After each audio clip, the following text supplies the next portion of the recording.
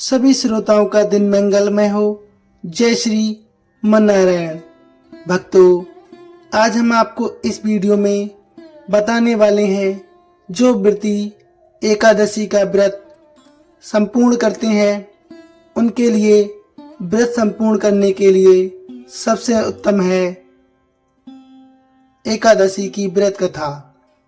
तो आपसे अनुरोध है, हम आपको जो सुना रहे हैं एकादशी व्रत कथा उसे संपूर्ण सुने और अपने व्रत का फल संपूर्ण प्राप्त करें।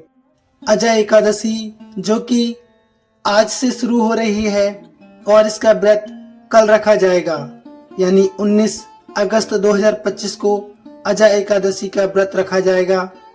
उसके लिए भी हमने एक वीडियो पहले से बना दी है, आप हमारे चैनल पर जाकर देख सकते हैं। आइए भक्तों, शुरू करते हैं कथा। सच्चे मन और सच्ची श्रद्धा के साथ अनुसरण कीजिए और अपनी दिव्य आत्मा को सजग कीजिए। अजय एकादशी व्रत पापों से मुक्ति दिलाने वाली है।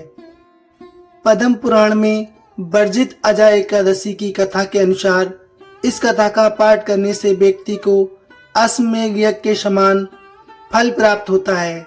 अजय एकादशी व्रत रखने वालों को इस कथा का पाठ जरूर करना चाहिए, तभी व्रत का संपूर्ण फल प्राप्त होता है। कथा के अनुसार युधिष्ठिर ने पूछा, हे दीनों के नाथ, हे दयानाथ, मैं आपसे अब ये सुनना चाहता हूँ कि भाद्रपद मास के कृष्ण पक्ष में कौन सी एकादशी होती है। कृपया करके हे नाथ मुझे बताइए। भगवान श्री कृष्ण बोले, हे युधिष्ठिर, आप एकाग्र मन होकर सुनो। भाद्रपद मास के कृष्ण पक्ष की एकादशी का नाम है अजय एकादशी।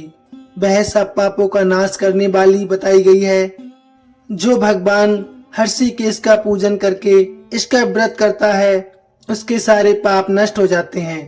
पूर्व काल में हरिश्चंद्र नामक एक विख्यात चक्रवर्ती राजा हो गए थे, जो समस्त भूमंडल के स्वामी और सत्य प्रतिज्ञ थे। एक समय किसी कर्म का फल भोग प्राप्त होने पर उन्हें राज्य से भ्रष्ट होना पड़ा। राजा ने अपनी पत्नी और पुत्र को बेच दिया, फिर अपने को ही बेच दिया। पुण्यात्मा होते हुए भी उन्हें चंडाल की दास्ता करनी पड़ी। वे मुंद का कफन लिया करते थे। इतने पर भी नृपश्रेष्ठ हरिश्चंद्र सत्य से विचलित नहीं हुए। इस प्रकार चंडाल की दास्ता करते हुए उनके अनेक वर्ष बीत गए। इससे राजा को बड़ी चिंता हुई। वे अत्यंत दुखी होकर सोचने लगे, क्या करूं, कहां जाऊं, कैसे मेरा उद्धार होगा। इस प्रकार चिंता करते करते वे शोक से समुद्र में डूब गए।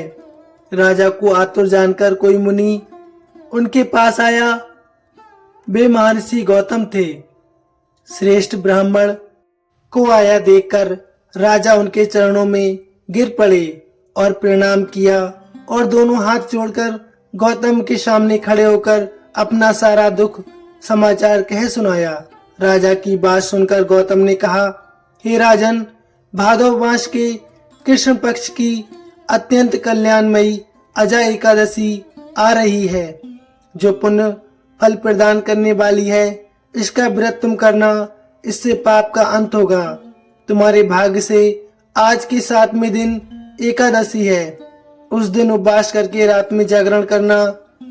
ऐसा कहकर महर्षि गौतम अंतर ध्यान हो गए। मुनि की बात सुनकर राजा हरिश्चंद्र ने उस उत्तम व्रत का अनुष्ठान किया।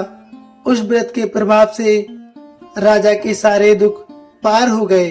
उन्हें पत्नी का और पुत्र का साथ भी मिल गया। फिर से उनकी जय जयकार होने लगी। एकादशी के प्रभाव से देवलोक भी उनकी प्रशंसा करने लगे। एकादशी के प्रभाव से राजा ने अकटक राज प्राप्त किया और अंत में पुरजन और परिजनों के साथ स्वर्गलोक को प्राप्त हो गए।